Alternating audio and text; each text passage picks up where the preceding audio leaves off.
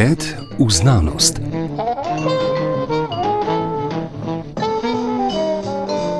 Lepo pozdravljeni, profesor Hotmir Tivadar. Lepo pozdravljeni. Torej, ob Mednarodnem dnevu maternega jezika, ki ga je ob zori 3. tisočletja UNESCO razglasil v spomin na protestirajoče študente v tedanjem Pakistanu, sedanjem Bangladešu, torej na vzhodu Indijskega polotoka, ki so protestirali zaradi neupoštevanja njihovega maternega jezika bengalščine. Zdaj, če nekdo svoj ugled javni, da ne rečem življenje, glede na to, da se je tisto tragično končalo leta 1952 za marsikoga od teh protestnikov, študentov. Če nekdo zastavi celo življenje, to pomeni, da gre za res nekaj zelo temeljnega, ker jezik je nekaj temeljnega, zaradi česar smo ljudje, da se ločimo od živali. To se strinjam. Tu bi sam kot fonetik najprej mogoče takoj dodal, da še posebej govor je tisti, ki človeka določa, ne?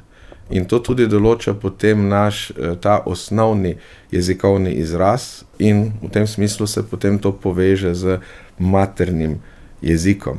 In materni jezik dejansko je nekaj, kar človeku služi za izražanje tistih njegovih najglobjih občutenj in tudi za opisovanje sveta. Iz tega v bistvu izhajamo. In ko se potem drugih jezikov učimo, je zelo pomembno, da imamo zelo dobro znanje svojega primarnega maternega jezika. In tu je potem logično, da ljudje so šli celo protestirati in so, kot ste rekli, zastavili svoje življenje. To se mogoče mi danes premalo zavedamo, kako privilegirano situacijo družbeno imamo, da dejansko lahko brez težav se izražamo v svojem maternem jeziku. Ampak zdaj 80 let po vojaški zmagi nad fašizmom, kjer v drugi vojni, ki je pač biti Slovenec pomenilo nekaj popolnoma drugega, kot pa to pomeni danes, sploh pa od leta 1991. A imate vtis, da se danes tega generacija, ki jih poučujete, zavedajo? Ali to sploh ni topika, o kateri bi razmišljali? Ne, tu mislim, vsaj ti, ki pridejo študirati na oddelek za slovenistiko, ker izberejo študij slovenščine, lahko rečem, da se zelo dobro zavedajo, kaj slovenščina pomeni. Nekaj pa seveda še mi potem dodamo na samih predavanjih in tudi ob študijskih dejavnostih. Mlajša generacija je res pod velikim pritiskom nekega globalnega sveta, najrazličnejših kultur, predvsem dominantne kulture, ki svojim načinom življenja, tudi izražanjem vpliva na celotno kulturo, ki jo pravimo slovenska kultura, ne? Ampak vseeno bi rekel, da dosti mladih govori, piše, poje v slovenskem jeziku, mogoče smo se samo malo premalo še v to usmerili. To je naša naloga, bom rekel, tistih malo starejših, ne, plus 40, plus 50, ne, da to na nek način spravimo v življenje in da smo tudi mladim mi zgled in da tudi, če je kje kakšna težava, še zmeraj institucionalna, da na to opozorimo. Ampak mislim, da neke črnogledosti ne moremo imeti, je pa problem kritična masa. Ne, koliko sedaj mladih še imamo, ki se rodijo, šolajo in potem uporabljajo ta slovenski jezik. Ne. Ni pa tako črno, če damo recimo primer, bom dal primer vseeno enega zelo popularnega ansambla oziroma skupine glasbene Joker Out. Na prvo žogo bi rekli, gledajte, Joker Out so si dali. Ne. Ampak če pa njihove besedila poslušate, njihovo tudi javno izražanje, mislim, da ni treba, da smo kakorkoli zaskrbljeni. Pri njih celo obstaja fenomen, da ki so popularni zunaj meja Slovenije, pa ne samo pri naših zamejcih, ne, ja, ampak še precej širše, začeli mladi učiti slovenščine, da bi jih razumeli. Tako. In to mislim, da je pozitivno. Ne. Tu bi lahko naštevali, ampak da ne bi delovalo kot reklama. Ta primer sem dal predvsem zaradi tega, ker na prvo žogo, da tako pogovorno rečem, joker out je tuja beseda, ne? In si rečeš, joj, glej, kako mladi ne spoštujejo slovenščine, kar pa je zelo, zelo daleč od resnice. Kaj pa vi pravite v javnem mnenju, saj to, kar se da prebrati v množičnih medijih ali pa preko socialnih omrežij, se nekateri zelo pritožujejo, da je slovenščina ogrožena, po drugi strani pa ni neznano, da je približno 2,5 milijona govorcev, ki govorijo slovensko kot materin jezik. Sveda po svetu, okoli naših meja, kjer živijo tudi Slovenci. Vsekakor mislim, da je govorjenje o tem, da bi bila ogrožena eksistencialno, ne? To je vsekakor pretirano. To moramo poudariti, to mnogi jezikoslovci tudi poudarjajo, opozarjajo na to, da ni treba biti pretirano zaskrbljen.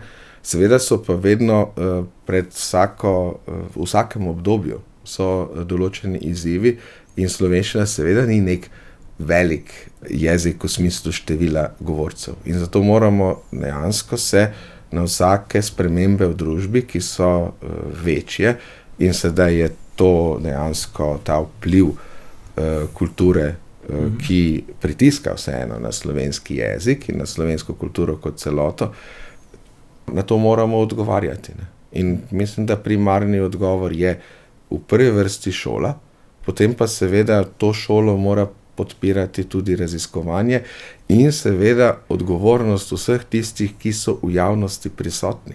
Tu pa mislim, da naredimo malo premalo, tudi v smislu nekaj, kot ste ravno omenili, 2,5 recimo milijona, ne, mogoče celo kaj več, ki slovenščino tako ali drugače zna, ampak je pa vprašanje, kako mi to slovenščino res v mednarodnem prostoru uveljavljamo, recimo v Evropskem parlamentu. Tu pa mislim, da rabimo tudi eno malo večjo simbolno vrednost, da bo tisti, ki v Evropskem parlamentu kot slovenski predstavnik nastopi, da če je le možno, govori slovensko. Tu pa mislim, da se pa tega mogoče sedaj ne zavedamo več tako zelo, in ker ste ravno omenili zgodovino, pred leti oziroma desetletji bi nekateri naši slovenski intelektualci dali vse na svetu, da bi lahko govorili slovensko v nekem mednarodnem okolju. In to je, mislim, da potrebno malo več poudarjati. In tu ne gre za nobeno pretirano nacionalistično rabo, ne, ampak gre samo za to, da enostavno pokažeš in tudi na ta način razvijaš slovenski jezik. Ker mi imamo tolmače v Evropskem parlamentu, na primer, ne. In tam lahko ti vmes tudi kaj drugega rečeš, ampak naj bo vodilo slovenski jezik. Niso redki, ki trdijo, da je Evropski parlament v Strasbourgu pravzaprav neka čakalnica čakajočih, ne, ki so tam zato, da delajo predstave o predstavništvu, ne. Ampak pustiva to, če pa govorimo še vedno o političnem predstavništvu, na organ Evropske unije, ki pa sploh ni političen predstavnik, ne, ampak je, tako kot v času bili centralni komiteji komunističnih partij, oktroiran organ, ki pa odloča o marsičem in uporablja samo en jezik, ne. To je sodobno lingvo franco, govorim seveda o Komisiji Evropske unije, kjer je malodane postal občevalni jezik in jezik izjav angleščina, ne. Nemara je to uspelo zaradi različnih razlogov, ne. Ampak kako v tej situaciji tudi, če se samo dotakneva rezultatov, ki so jih tukaj vaši kolegi posredovali iz oddelka za bibliotekarstvo, ko spremljajo že leta raziskavo o branju leposlovja, literature, no, in celo pri takih nacijah, kot je Nemčija, se pri predvsem mlajših generacijah raba branja v angleščini samo povečuje, ne. Zdaj, to je nek čist nov fenomen, ne. Vi ste predstojnik oddelka za slovenistiko. Kako sploh napraviti strategijo, saj pri teh, ki jih poučujete, da bodo druge poučevali, a ne? Kako to izvesti?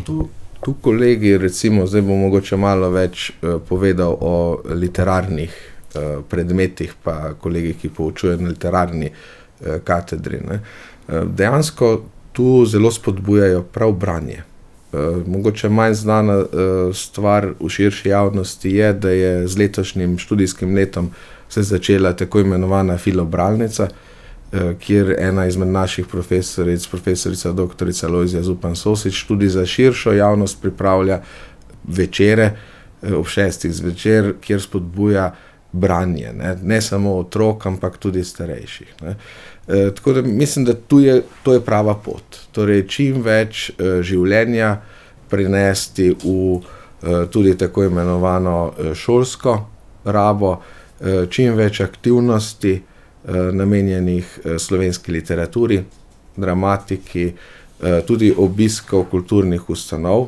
Tu vseeno, mislim, da po Prešernovem prazniku, ko smo lahko si ogledali mnoge prireditve, tudi zastonj, mislim, da ni treba, da smo pretirano črnogledi, je pa res, da izzivi so, predvsem to, kar ste omenili, ampak to ni samo izziv razmerja med angleško in slovensko kulturo, ampak na splošno človeško komunikacijo, to je, da se ljudje raje zazrejo v digitalno napravo, kot pa človekovo oči oziroma v knjigo. Včasih je bila knjiga tisto doživljanje samega sebe. Danes v bistvu imamo nenehne dražljaje preko teh digitalnih naprav, ali slušno, ali potem seveda še bolj vizualno, in to seveda spreminja način našega doživljanja in tu potem se sami od sebe odmikamo. Ne? In je logično, da potem tista najagresivnejša, najvplivnejša kultura je močnejša. Ne? Mislim, da pravi odgovor je nekje vmes, torej več slovenščine tudi v digitalnih okoljih. Mislim, da je kar nekaj, ampak vsekakor pa nujno spodbujanje branja knjige in mislim, da se bo to kmalu obrnilo navzgor, ker rabili bodo za kakovostno doživljanje in življenje ljudje branje in knjigo. Sam še vedno, to bom pač osebno rekel, prisegam na papir. Torej, da vzamem knjigo, jo preberem, si jo sposodim ali v knjižnici ali pa doma izberem kakšno izmed tisočih knjig, ki jih neka družina, če malo širše gledam, prav gotovo ima. In to potem sigurno krepi tudi razmišljanje o svojem jeziku in to bi jaz svetoval konkretno vsem mladim, tudi učiteljem in kulturnikom. Tudi posebne raziskave, kaj možgani občutijo, kako funkcionirajo ob branju bodisi z ekrana, bodisi iz papirja, torej knjige, govorijo o tem, da zmaguje knjiga, ne? V sposobnosti izražanja potem, ne? Seveda dolgoročno. Ne? No, ampak vseeno pa v zadnjem času se polaga velike energije in sredstev v razvoj tako imenovanih velikih jezikovnih modelov. Ne?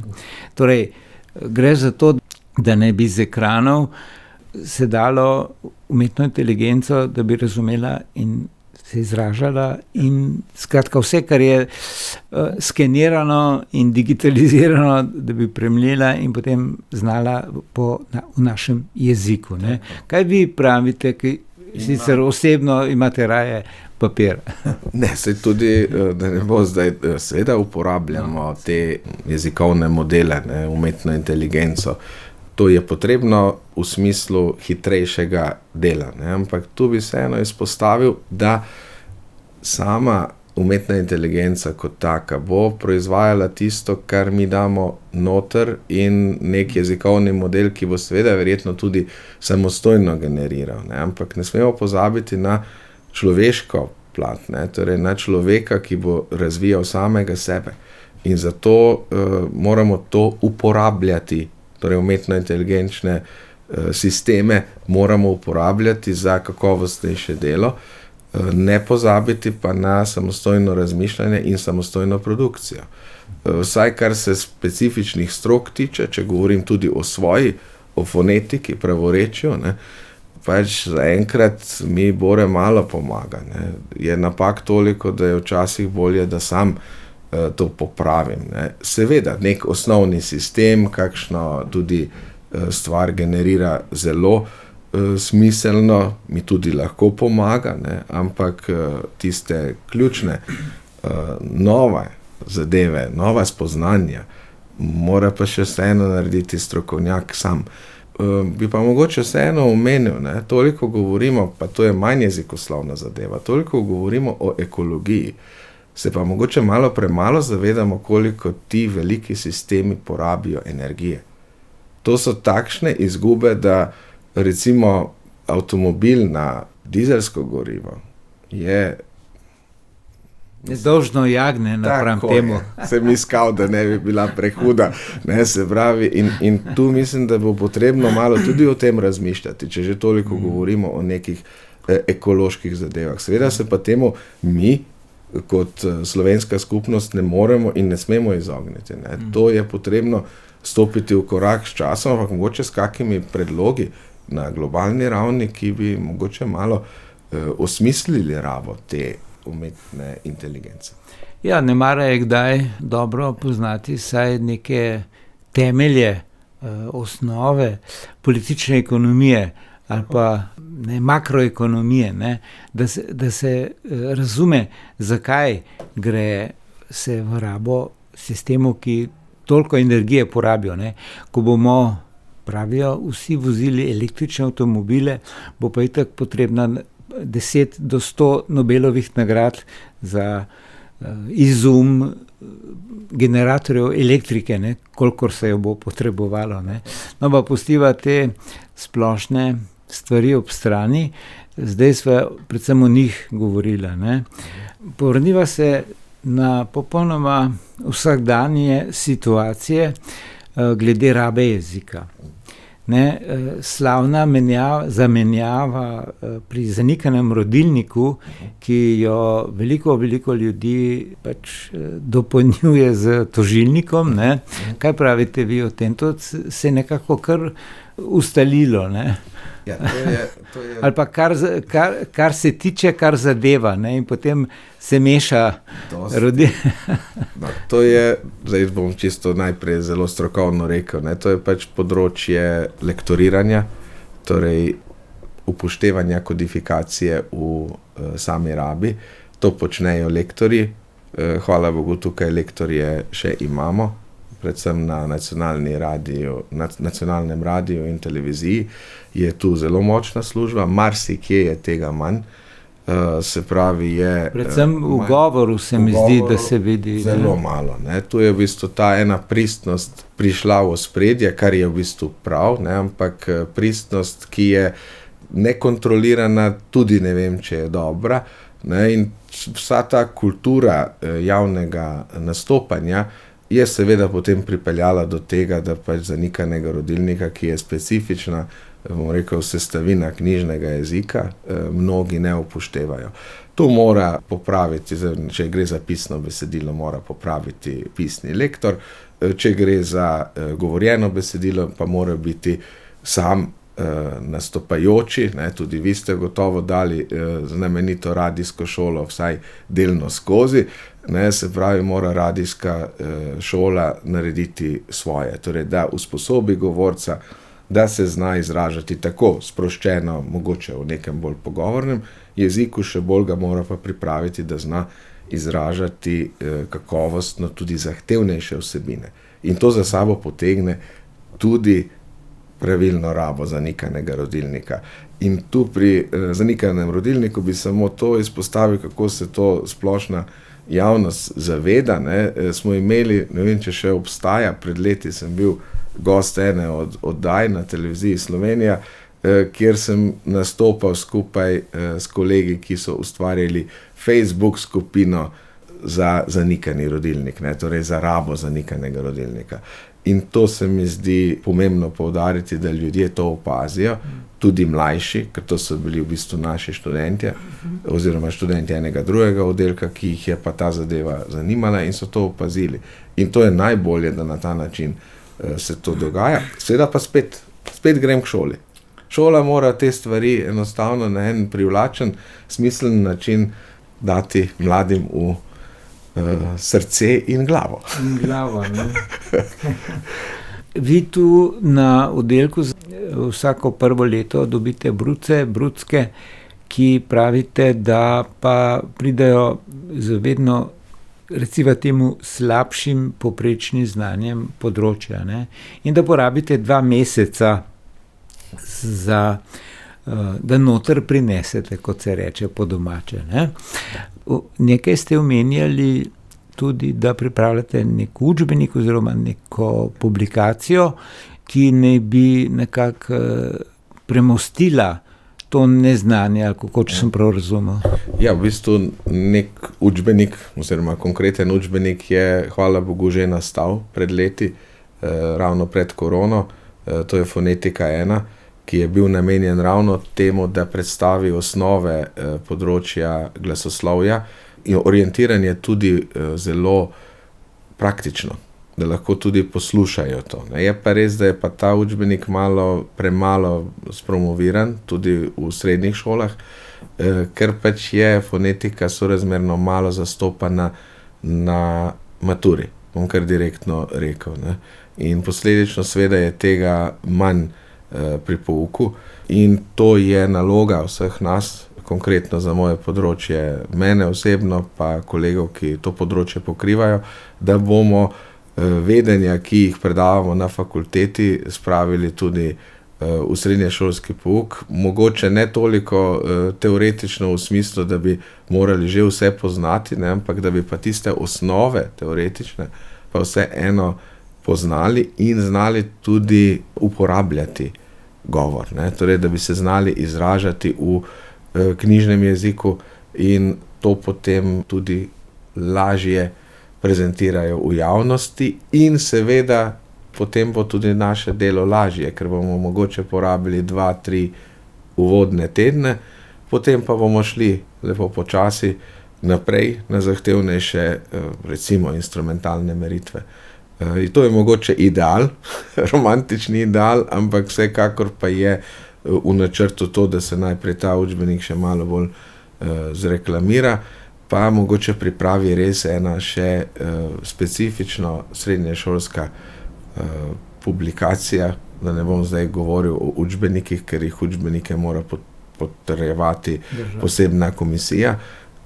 Bomo pa videli, kaj se bo tu zgodilo. To mi je na nek način zdaj zadnjih 10-15 let, kar me še čaka na fakulteti, neko poslanstvo, da res damo to nižje, tudi v nižje razrede srednjih šol in seveda tudi 9.